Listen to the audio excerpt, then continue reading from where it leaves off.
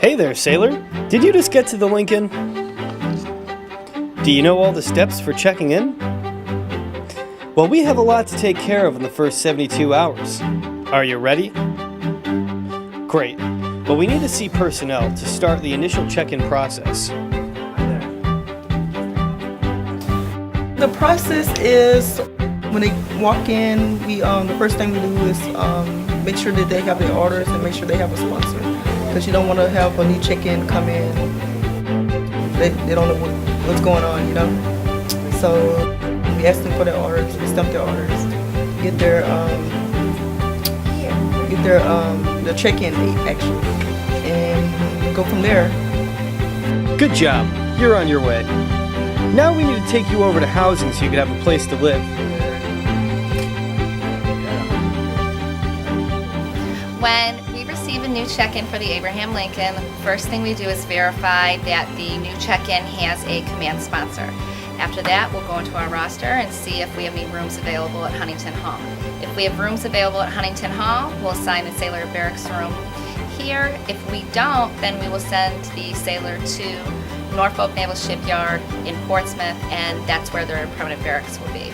The ship isn't in a livable condition, so you'll need to stay in a barracks. Say, sport, how do you like your new room? Before we can take you onto the ship, there's some things you need to know. Cameras, camera phones, and other devices are strictly prohibited from the shipyards. However, you may have them on the FAF. The FAF is next to the ship, and many of the offices you need are located there.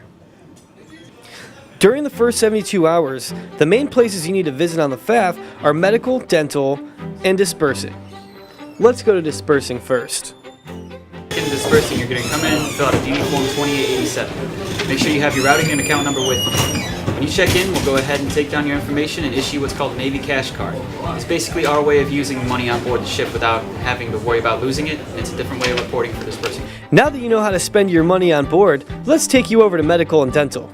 So when you check in a medical record, you just come to the front desk. We have you update your pencil entries, and then we send you to BMR, and they do your PHA, and they get you all put in our system and all that good stuff.